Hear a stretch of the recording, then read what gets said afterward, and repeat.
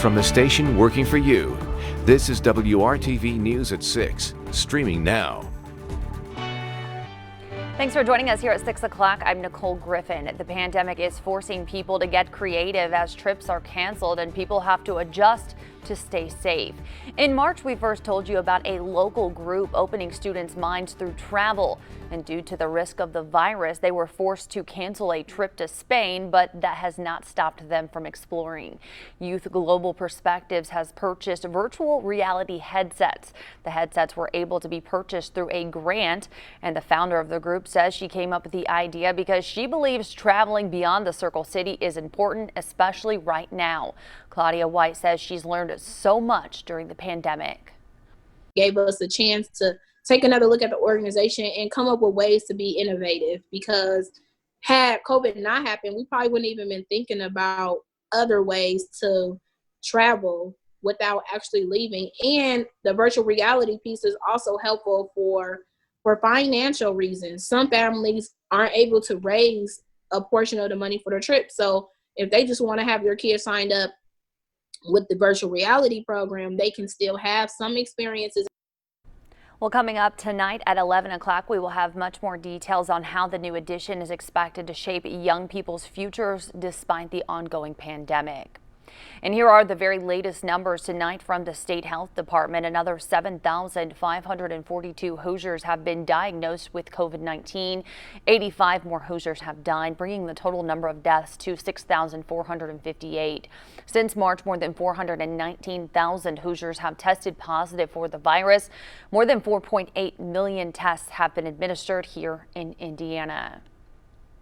A second Central Indiana Walmart store will be closed for 2 days while it undergoes cleaning. Walmart says the store located on South Emerson and Beech Grove closed at 2 o'clock today and will reopen at 7 a.m. Monday. Third-party cleaning crews will clean and sanitize the building. The drive-through pharmacy will remain open. On Friday, Walmart announced the Village Park Plaza store in Carmel will be closed for cleaning until 7 a.m. on Sunday. The company says it's part of their mission to keep employees and customers safe during the pandemic. Every year, hundreds of thousands of hungry Hoosiers depend on food from Gleaners Food Bank of Indiana. But here in 2020, they are seeing a need like never before. That's as the pandemic continues to impact so many local families. Today, Gleaners teamed up with their partners at Midwest Food Bank, Second Helpings, and Anthem for a drive-through food distribution event. It was held from 10 a.m. until 1 p.m. at the Indianapolis Motor Speedway. Andretti Auto Sports members were on site volunteering. This is the second time an event like this had been held at the Motor Speedway this year. When you do big things, you need big places to do it in, and especially an outdoors venue to keep us all safe during COVID. The heart of the community and the compassion that the folks have at the Indianapolis Motor Speedway to not just give people food, but show them hope. And tomorrow is going to be a day filled with hope for them because they know they have a community that supports them. To give you an idea of the increased need right now, in 2019, Gleaners provided more than 35 million meals to the community. This year, they have already provided more than 72 million. That is a 107% increase, according to Gleaners 2020 year in review stats. This week, Gleaners did put out an urgent call for volunteers at their Indianapolis warehouse. To find out how to volunteer, just search for this story on the WRTV News app. Hoosiers are also stepping up today to help save lives this holiday season. The 21st annual Bleed Blue Blood Drive just wrapped up at 3 p.m. at Lucas Oil Stadium. There is a critical need for blood this time of year. Varsity Blood Center leaders say that is because many people are busy during the holiday season and are less likely to donate. On top of that, many people are staying home right now due to the pandemic, making the current situation difficult. That is why today's event at Lucas Oil was so critical. You know, through this whole pandemic, we've continued to collect blood because Hoosiers in our community count on us to do that. So these precautions have been working great, and today we have a good, smooth flow. Everybody's spread out, socially distanced. I am a nurse. I think every day we just need to find things to do to help, and especially with everything going on right now with the pandemic, I think we just all have more of a sense of we need to do something. Today, Varsity leaders say they were able to collect blood donations from nearly 600 Hoosiers. With elective procedures being suspended until January, the blood donated today will go to help cancer and trauma patients.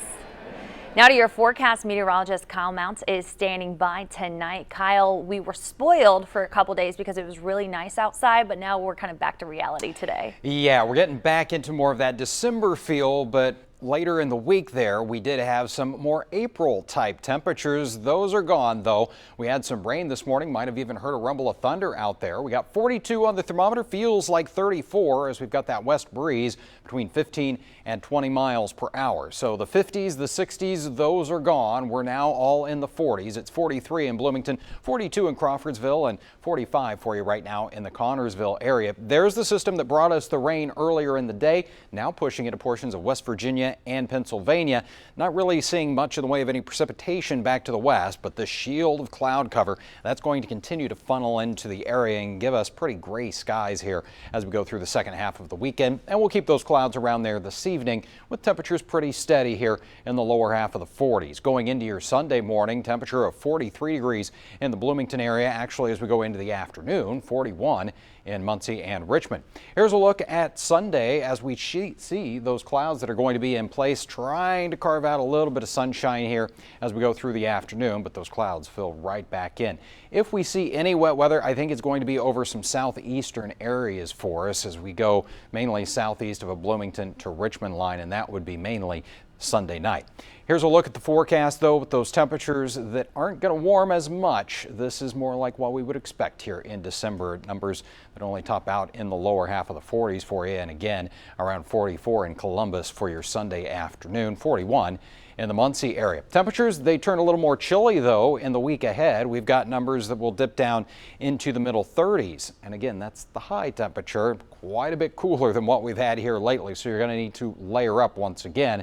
Should be mainly dry, but we are going to be watching a system here coming out of the Central Plains states. May get kind of brushed by that with some snow showers on Wednesday. It doesn't look like a big system for us before it kind of turns into more of a major winter weather system heading into the northeast toward the end of next week. Check out your 7-day planning forecast now. Temperature 42 on Sunday, then chilly here as we go through much of the rest of the week. We'll have those overnight lows that are down into the 20s. And outside of that, chance for some snow showers on Wednesday. Things are fairly quiet. Another small chance for some rain or snow showers as we get into next Saturday, and temperatures rebounding there a little bit, Nicole, with highs in the 40s. All right, Kyle, thank you. Well, the pandemic is forcing all of us to make a lot of changes to stay safe this holiday season, and families are celebrating, and that looks much different this year. But today, Santa wanted to make sure kids on the nice list were able to get their wish lists into him. Starting at 9 o'clock this morning, Santa did socially distant house calls for 42 local families. It's part of the Caring Center of Boone County's fundraiser. Old St. Nick visited Lebanon, Zionsville, and West Carmel to spread Christmas cheer during this Christmas COVID season. I think it's important not just the holiday season, but all year. You know, we get a lot of great things from our employers, from our opportunities to work, and it's great to be able to share some of those with folks that have had, especially this year, a hard time or been affected by things way outside of their control. I hope that they learn that giving is better than receiving, that Christmas is not just one time per year. It's a feeling that lasts the entire year, and you can share it with everyone. Well, Santa arrived in style today, as you see right here, with a bright red pickup truck provided by Capital City Food to greet families right at their doorsteps. Each family that signed up donated canned goods, coats, and toys during their visit. The items will now be donated and taken to the Caring Center to help all of those local families in need. And Kyle, we're taking a look at this video here. It's a little dark in those shots, a little chilly out there today. Yeah, Santa didn't need the sleigh though, and I don't think we're going to see sleigh-worthy snow anytime soon. Chance for a few of those snow showers though by midweek. All right, Kyle, thank you, and thank you so much for joining us. We'll see you back here tonight at 11 o'clock after college football. We hope you have a great Saturday.